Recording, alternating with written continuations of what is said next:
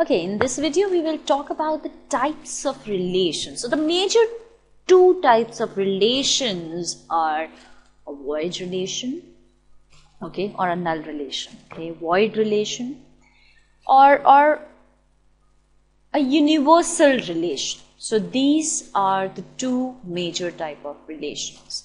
So let's talk about that. So what exactly would we mean by a void relation?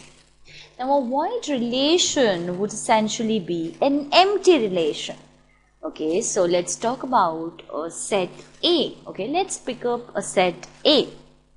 I'm not saying that A is null.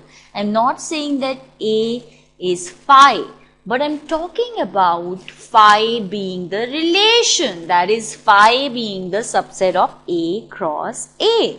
Okay, for example, I can talk about students of, let us take an example of A, which is students of a boys' school. And then I talk about, two people related to each other as brother sister. Now that's a null relation because that's a boys' school, right? So empty relation, it's a relation on the set A, empty. The relation on the set is empty, then you call it as void. If no element of A is related to any element of A, then you call it empty relation. Okay, so empty relation when no element of A is related to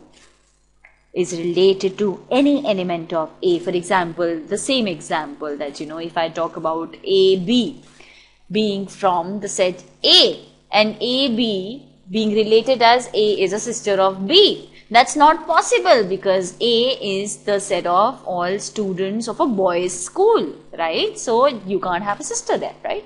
So if no element of A is related to any element of A, then you call it a null, empty or a void relation. Okay, another example can be taken as, it can be taken as, let's take certain numbers. Yeah, just reminding you that it does not mean that A is null. Here we are not talking about a null set A, but we are talking about the relation being null. Okay, let's take another example. Let's take a set of numbers, say 1, 2, 3, 4, 5. Okay, and let's define a relation of ordered pair AB such that A minus B equals to, say 10, equals to 10. Now you see the numbers here, 1, 2, 3, 4.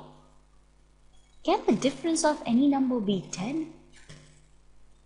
Can the difference of any number be 10? R has no element. R is null. R has no element of A cross A because any of these, okay, 5 minus 1, 1 minus 2 or so on and so forth is not equal to 10. So it is a void relation. It is a null relation, an empty set or a void relation. On the other hand, you can have a universal relation. Okay, a universal relation would be a relation or a subset of A cross A. In fact, essentially what we are trying to say is that A cross A is a subset of A cross A because we are talking about universal relation. So void relation would be a vacuously true relation. A vacuously true relation, and universal would be an obviously true relation. So these are the minimal two relations that you can have on a set A. Okay, so A cross A of course is contained in A cross A, right? So this makes a universal relation. We are trying to say that each element of A is related to every element of A.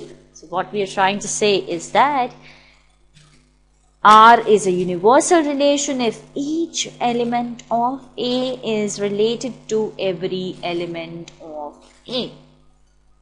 Okay, so A cross A is essentially our relation. Our A cross A is capital R here. A cross A is capital R here. So A cross A is contained in A cross A, which is a sure thing. So if each element of A is related to every element of A, then you call it a universal relation. Now, the same example, we can take the same example of, students of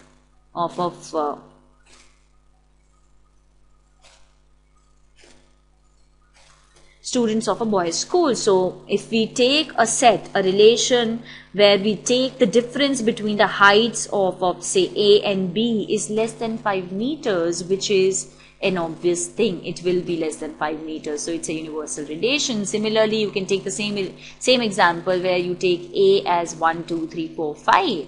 Okay. And R is a relation where the difference, the modulus difference between A and B is greater than or equal to 0. Now these are natural numbers. We are talking about natural numbers. 1, 2, 3, 4, 5. Now, of course, the modulus difference is greater than or equal to 0, right? For all A and B belonging to A. So, hence, that should be greater than or equal to 0. Hence, each and every element of A is related to every other element of A. So, A, comma B, the ordered pair, belongs to R for all AB belonging to A cross A.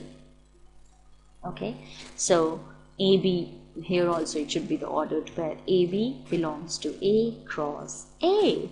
So that means each element of set A is related to every element of set A. That means R equals to A cross A. So R equals to A cross A. And hence R is a universal relation. Hence R is a universal relation. So each element of A is related to every element of A.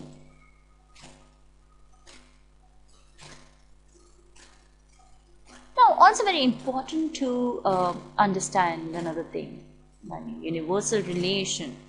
Of course, I think you can see that yourself. A universal relationship is when each element of A is related to each element of A. Okay, so that means it is the largest relation on A, right? That is the largest relation on A.